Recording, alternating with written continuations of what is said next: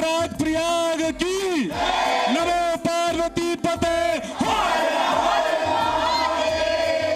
अलौकिक, दिव्य और अद्वितीय इस सांस्कृतिक और आध्यात्मिक बेला में 144 साल बाद महाकुंभ और मौनी अमावस्या का महासंयोग बना है। महालाभ की इस महातिथि पर जी न्यूज के ज्योतिष महाकुंभ में आप सभी का बहुत बहुत स्वागत है। नमस्कार, मैं हूं गौरव राजगुप्ता।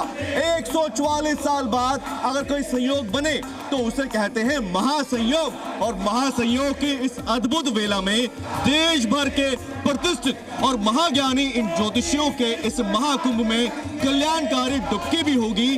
मौन की शक्ति से सूर्य और हरि की भक्ति पर अभिव्यक्ति भी होगी, और होंगे सनातन सरस्वती के इस महासंगम से मिलने वाले अचूक लाभ के पीछे के तमाम वैज्ञानिक तर्क। तो चलिए करते हैं ज्योतिष महाकुंभ का आगाज। हमारे साथ खगोल शास्त्री भी हैं, मनोवैज्ञानिक भी हैं। विज्ञान इस पर क्या कहता है उस पर भी बात होगी, लेकिन इस महासंयोग के बारे में सबसे पहले समझ लें। देखिए, वैसे भी माघ के महीने में प्रयाग का बहुत बड़ा महत्व होता है, और दूसरी बात, इसी माघ को भगवती सरस्वती जी को विद्या की स्वामिनी बनाया गया था। इसी अमावस्या को भगवान शंकर जी का लिंगावतार हुआ था, इसलिए माघ के महीने में उसी दिन भगवान जी का अवतार हुआ। अमावस्या स्वयं में पर्व है, इसलिए प्रातः काल अगर व्यक्ति मौन होकर के गंगा जी का स्नान करता है जाके त्रिवेणी का, वो भी ब्रह्मवैवर्त पुराण में लिखा है कि अगर किसी बार गंगा जी पश्चिम वाहिनी होकर मिलती है यमुना जी में, उसका बहुत ज्यादा महत्व है।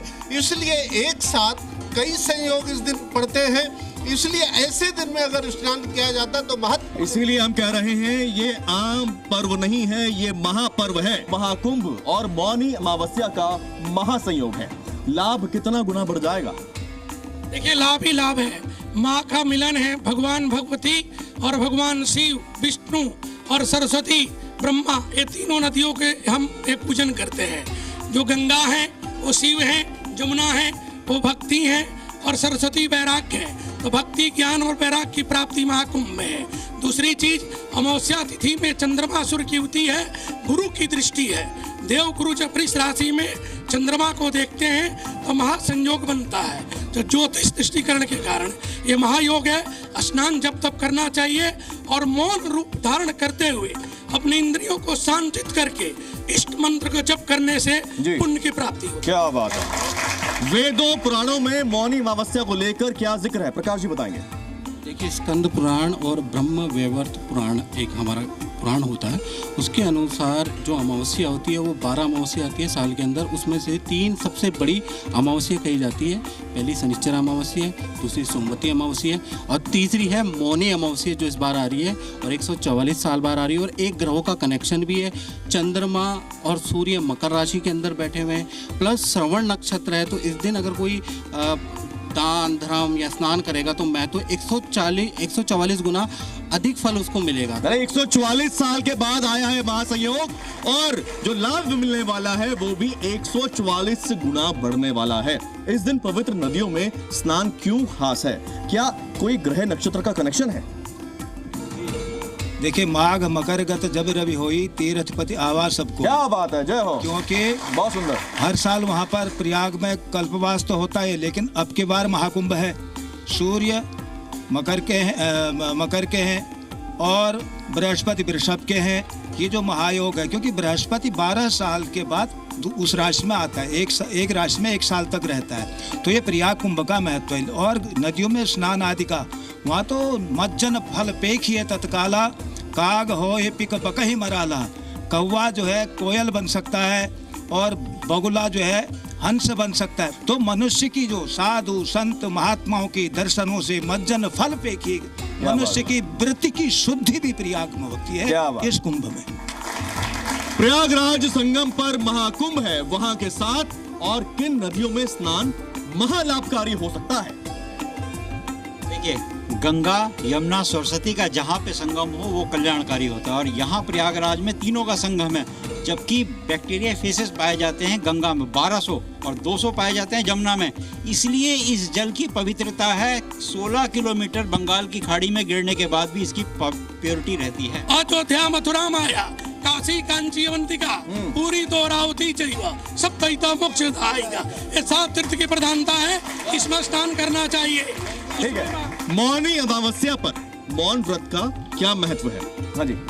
मौनी अमावस पर मौन व्रत का बहुत महत्व है। सरस्वती का प्रादुर्भाव हुआ, लिंगावतार हुआ और ऋषि मुनि है उनका अवतरण हुआ, और उसके आधार पर मौन धारण करने से व्यक्ति अपने अंदर का जो अन्नमय, विज्ञानमय, मनोमय, आनंदमय जो कोश है उनको प्रस्फुटित करता है, विस्तारित करता है। और मौनी अमावस के समय एक विशेष बात और बता रहे, जो लोग अशक्त है, अक्षम्य है, असमर्थ है पूरे देश दुनिया के अंदर, वो इस मंत्र को करके भी गंगे च यमुने च गोदावरी सरस्वती नर्मदे सिंधु कावेरी जलेस्मिन् सन्निधिं कुरु गंगादि सर्वेभ्यो नमः। और विशेष मंत्र है त्रिवेणी माधवम सोमम भारद्वाज च वासुकिम वंदे अक्षयवटम शेषम प्रयाग तीर्थ नायकम। मौन व्रत मानव शरीर के लिए कैसे लाभकारी है? देखिए, मानव शरीर के लिए अगर देखिए, पहली बात है जो चीज बात कर रहे हैं, it is basically cultural conditioning psychologically, जो आपके दिमाग में डाल दी जाती है generations after generations, decades after years, तो वो आपको सच लगने लग जाता है और वो आपकी ब्रेन में पॉजिटिव इम्पैक्ट करता है। जो मस्तिष्क का आपने डायग्राम, ये हाँ, और ये आपका प्रीफ्रंटल है। इसके अंदर जो कुछ केमिकल्स होते हैं, जैसे कि आपकी सेरोटिन हो गई, डोपामाइन हो गया, एंडोर्फिन हो गई, जब ये यहाँ पे जाते हैं, because you already have that cultural conditioning कि आपके अंदर ऑलरेडी बताया गया है ये अच्छी चीजें हैं। आप मुझे बताइए, आप क्या बोलना चाहती हैं? हाइपोथैलेमस के अंदर पे ये क्या? जैसे समुद्र मंथन हुआ था, ऐसे यहाँ लग रहा है ज्ञान का मंथन हो रहा है। समुद्र मंथन हुआ तो वहाँ बहुत सारी चीजें निकली, लेकिन देखते हैं क्या ज्ञान। आप भी साइंस स्टूडेंट, ये होता है पीनियल ग्लैंड। हाँ, तो क्या बोलना चाहती हैं आप? पीनियल ग्लैंड क्या होता है? रिडंडेंट ग्लैंड है, जो कि अभी बायोलॉजी में समझ में नहीं आता है। एस्ट्रोलॉजी हो, स्पिरिचुअल इवॉल्वमेंट हो, एक्सपेरिमेंट हुए हैं, इसका नासा में भी एक्सपेरिमेंट हुए फॉर योर काइंड इन्फॉर्मेशन। ये लोग इसको गॉड हो कहते हैं, ऐसा कुछ नहीं है, कोई साइंटिफिकली चीजें नहीं है। वो तो मनोवैज्ञानिक है, वो तो एक्सपर्ट है। अपने हिसाब से साइंस को इन्होंने अपने हिसाब से एस्ट्रोलॉजिकली सेट किया हुआ है। अगला सवाल, शुभ स्नान की दिशा, शुभ स्नान की दिशा, शुभ स्नान की प्रक्रिया और चरण क्या होने चाहिए? स्नान करते समय ये वो घड़ी, दिशा कौन सी? दिशा नॉर्थ ईस्ट दिशा की तरफ आपको फेस करते हुए संगम की नदी में स्नान करना है। शुद्ध कपड़ों को धारण करना है, हो सके तो अंग वस्त्र धारण ना करें, एक ही कपड़े में आप उसको स्नान करें और उसके बाद भगवान सूर्य को अर्घ दें। अमावस्या की तिथि है, तो चरण समझाइएगा शॉर्ट में, 1 by 1 स्टेप बाय स्टेप। सूर्य और चंद्रमा आज एक ही धुरी पर श्रवण नक्षत्र में गोचर कर रहे हैं। ये पावन पर्व जो आ रहा है, इस समय आपको सूर्य को और चंद्रमा की दिशा की तरफ, नॉर्थ ईस्ट पूर्व दिशा जहाँ से सूर्य उदय होते हैं, उस दिशा की तरफ अर्घ देना है। सूर्य मंत्र और गायत्री मंत्र का जाप करना है, चंद्रमा के मंत्र का जाप करना है, और अगर आप अपने नक्षत्र को जानते हैं तो नक्षत्र के बीज मंत्र का जाप करते हुए भगवान सूर्य को अर्घ दें। अपने पितरों की शांति के लिए आह्वान करें, अपने जीवन के आध्यात्मिक चेतना के लिए आह्वान करें, विश्व के कल्याण की बात करें।